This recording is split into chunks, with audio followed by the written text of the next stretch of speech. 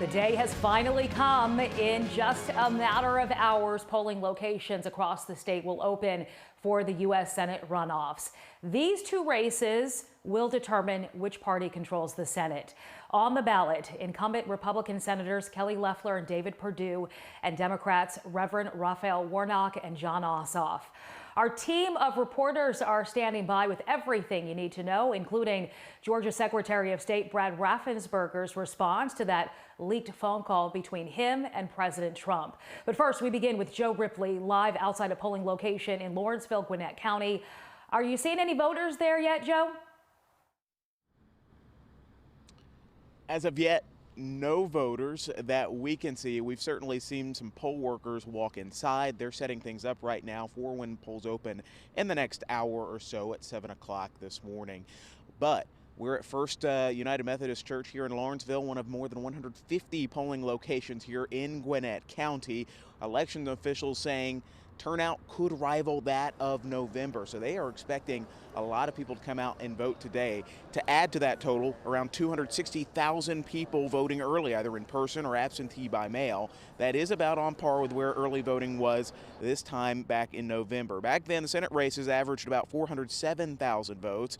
And the general, Jon Ossoff, beat Senator David Perdue here in Gwinnett County 57 to 41%. Reverend Raphael Warnock garnered 35% of the vote, while Senator Kelly Loeffler got 22% of the vote. However, you have to factor in Congressman Doug Collins, who got 14%. We'll see if Republicans can consolidate those votes today. Long lines are possible, though not likely. I think there's a lot of people who are excited about the vote. There's a lot of people who are worried about the long lines, for example, but also, need information about how to do it.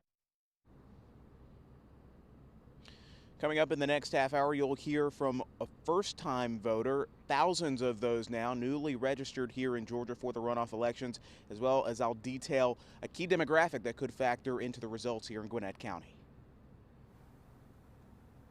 Absolutely, Joe. Thank you. And state election officials have spent weeks now pushing back against claims of widespread voting irregularities during the November election. And even on the local level, they're working to make sure your vote is counted. Jerry Carnes continues our team coverage now. He joins us live with more on the efforts out of the state's most populous county, Fulton County. Good morning, Sheba. Security officers will be on hand at all 254 polling locations here in Fulton County. Fulton election officials tell us they've received angry phone calls and even death threats since the November vote.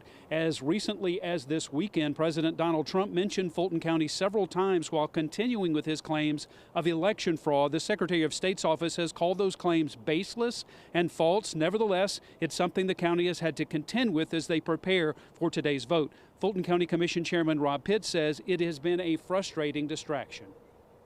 We have been unfairly, and I'll state that unequivocally, unfairly criticized by any number of people. No justification whatsoever. So when it gets out there and fingers are pointed at us, then others just simply pile on.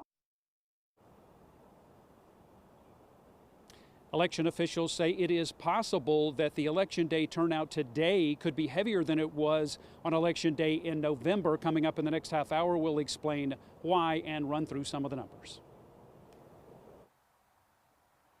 And both parties bringing out the political heavy hitters just hours ago, trying to secure those last-minute votes and woo undecided voters. Republican Senators Kelly Loeffler and David Perdue welcoming President Trump to Dalton, Georgia.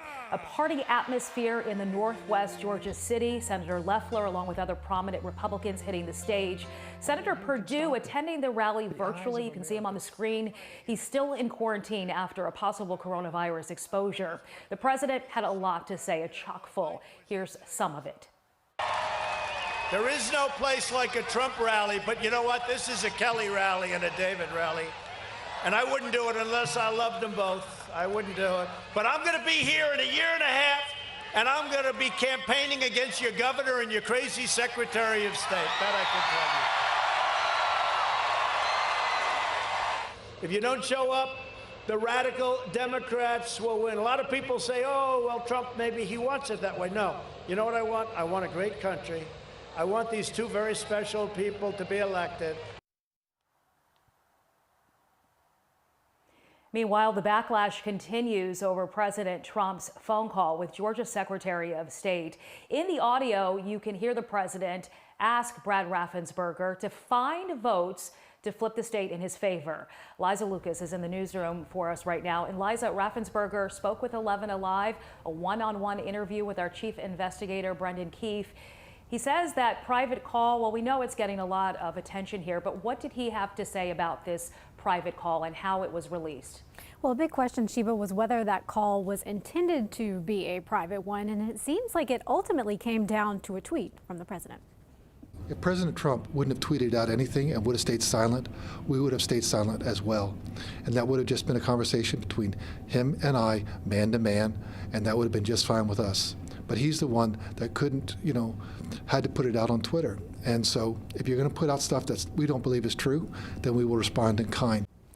Raffensperger told 11 Alive's chief investigator Brendan Keefe there was no prior agreement about the confidentiality of the call, and he also emphasized his office had repeatedly debunked false claims about Georgia's election. But when it comes to such claims, Raffensperger said he believes the president's advisors have not served him well. Now, despite the contents of that phone call, the recording, Raffensperger said he would not discuss the legality of Trump's comments, but he did tell 11 Alive he does not plan to call for any investigation. All right, Liza, thank you. It is 6:09 right now, and more fallout from that call. Atlanta's top federal prosecutor stepping down following President Trump's controversial phone call. So the president appointed BJ Pag. His resignation comes after Trump called him a never Trumper on the call. He was sworn in back in 2017, was set to leave his post on January 20th at the end of Trump's administration. The Democrats, meanwhile, bringing in their own star power. President-elect Joe Biden stumping for the Democratic challengers, John Ossoff and Reverend Raphael Warnock. Folks, this is it. This is it. It's a new year, and tomorrow can be a new day for Atlanta, for Georgia, and for America. You can look for more of Joe Biden's comments on our website, 11alive.com, and we'll have complete coverage of this election day throughout the morning, throughout the day, and you can find much more on election 2020 also on our website, 11alive.com. Everything is there. Everything you need to know about voting today. Plus, we fact check those political ads that we've been seeing over the past few months.